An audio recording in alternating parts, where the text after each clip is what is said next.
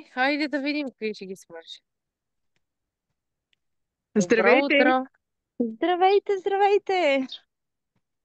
Виждам ви днес Добро утро! свежи. Добро утро, мили хора! И вие, мили мои прекрасни приятелки! Днес е 1 юли, новия, новия месец започва. Днес е и много специален ден. Да, и А ние за нас всеки ден посрещаме посрещаме изгрева. слънцето навън. Да, и движейки се из парка, си мисля колко е прекрасно всичко и наистина днес по особен начин се радвам на живота. Даже пожелах да си облека точно тая блуза днес, която е в всякакви цветни цветчета върху нея, наредена.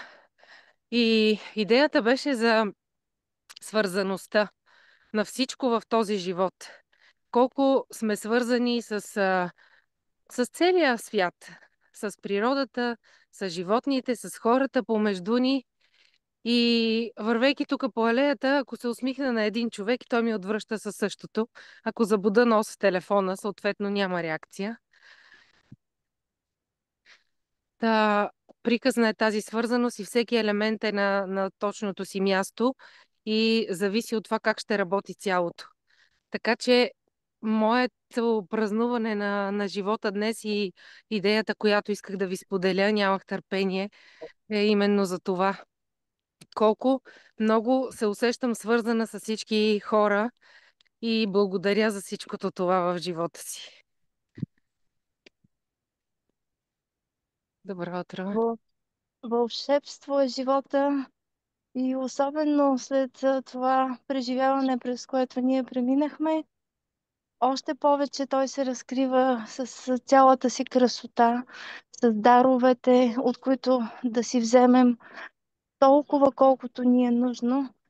И с осъзнаването, че когато не си сам, а си част от една общност, от една спойка, е много по-красив и хубав живота. И ето каква дума излезе спойка. Ние, откакто сме излезли рано сутрин, да видим небето, слънцето, да се порадваме, слушаме песента на птиците. Та думата спойка съдържа това спяване и това спояване на общата ни песен.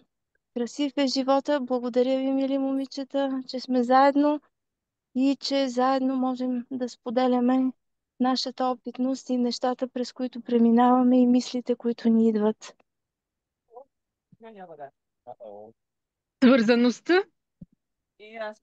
за мен е свързано с всичко, което е.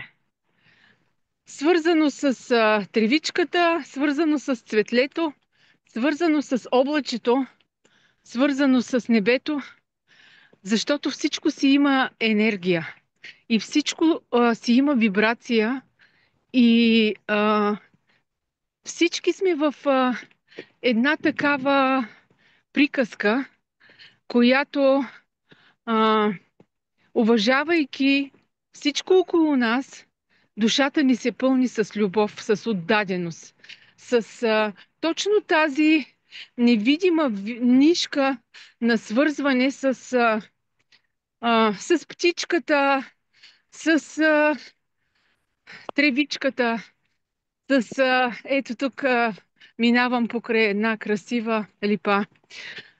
А, Това е вълшебството. Връзката с видимия и невидимия свят. Тя ни обогатява и тя ни държи в фокусирани даже по пътя ни, по земния ни път. Да, малко отнесено звучи, но това е истината, това е автентичността. И в такива мигове, минути, часове, когато ние усещаме връзката с всичко около нас, тогава е истинския живот, тогава е вълшебството. И тогава всъщност Ние сме благодарни, че сме точно такива, каквито сме и света около нас е такъв, какъвто е. И се получава едно чувство на умиротворение, едно чувство на вътрешен мир, на спокойствие и, и така. И се получава едно доверие даже, едно доверие в тази свързаност. И тъй като би се ти заговори за всичко, което е, а то е свързано с Създателя и онзи наш върховен Бог, едно от най-важните неща в нашия живот, което ни е дар, свише, това е вярата, пак се връщаме към нея. Тази вяра, която е нашата свързаност с видимото и невидимото чрез вярата, да има една мисъл от Библията, която е: утешавай се с Господа и Той ще изпълни желанията на сърцето ти. Ето ги тези неограничени ресурси, от които възползваме ли се?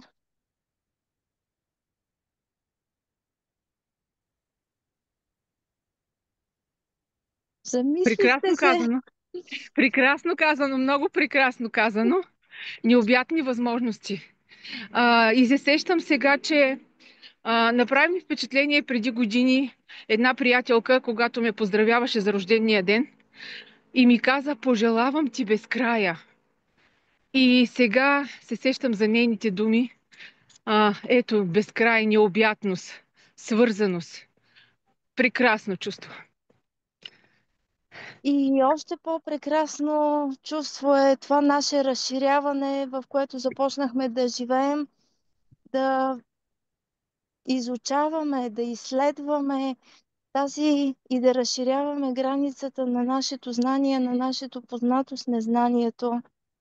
И всеки нов наш експеримент е нова опитност. Така че, мили хора, бъдете смели, експериментирайте, не живейте в рамките само на добре познатото, защото най-големите чудеса сигурно са отвъд добре познатото.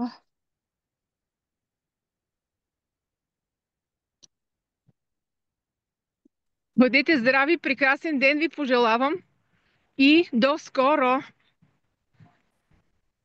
И до скоро! Хубав ден, с вдъхновение и емоции зареден.